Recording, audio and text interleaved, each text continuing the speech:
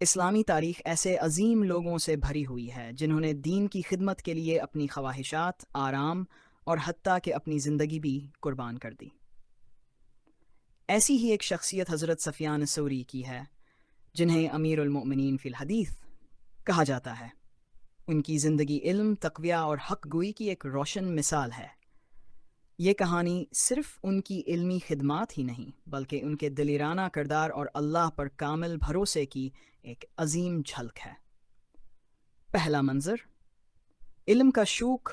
حضرت سفیان ثوری بچپن ہی سے علم کے شوقین تھے۔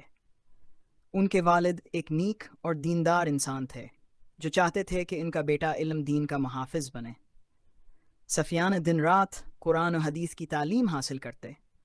ان کا حافظہ اتنا تیز تھا کہ وہ ایک بار سننے کے بعد حدیث یاد کر لیتے۔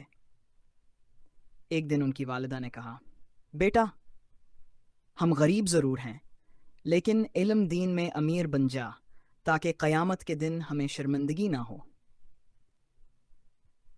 یہ الفاظ سفیانے کے دل پر نقش ہو گئے اور انہوں نے اپنا دل و جان علم حدیث کے لیے وقف کر دیا۔ دوسرا منظر، تقویٰ اور دنیا سے بے رغبتی۔ حضرت سفیان ثوری کے علم کی شہرت دور دور تک پھیل گئی۔ خلیفہ وقت نے انہیں قاضی القضاء، چیف جسٹس بنانے کی پیشکش کی، لیکن انہوں نے انکار کر دیا۔ ان کا جواب تھا، جو شخص دنیا کے عہدوں کی خاطر دین بیچ دے وہ نہ دنیا کا رہے گا نہ دین کا۔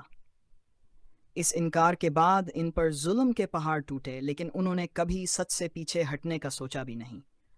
کئی بار انہیں چھپ کر رہنا پڑا لیکن زبان حق بولتی رہی۔ تیسرا منظر، اللہ پر توکل۔ ایک مرتبہ وہ سفر پر تھے، جیب میں کچھ بھی نہیں تھا، بھوکے تھے اور بیمار بھی۔ ایک درخت کے نیچے بیٹھ کر دعائیں مانگنے لگے۔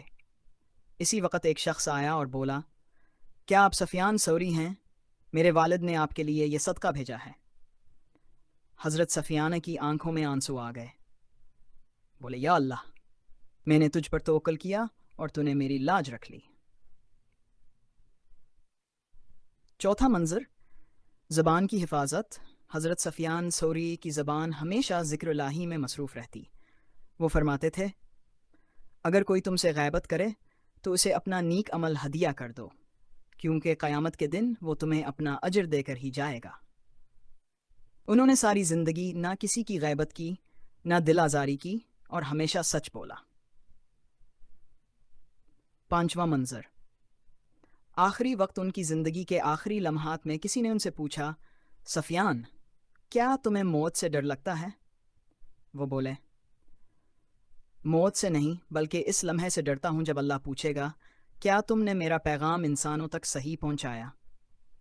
یہ کہہ کر ان کی آنکھیں بند ہو گئیں اور روح خالق حقیقی سے جا ملی۔ سبق، حضرت سفیان ثوری کی زندگی ہمیں سکھاتی ہے کہ علم کے بغیر دین کی حفاظت ممکن نہیں۔ تقویٰ اور سچائی کا دامن کبھی نہ چھوڑو۔ دنیا کی لالچ کو چھوڑ کر اللہ پر بھروسہ رکھو۔ مظلوم بن جاؤ، ظالم نہ بنو۔ ہمیشہ سچ بولو، چاہے اس کی قیمت جان ہو۔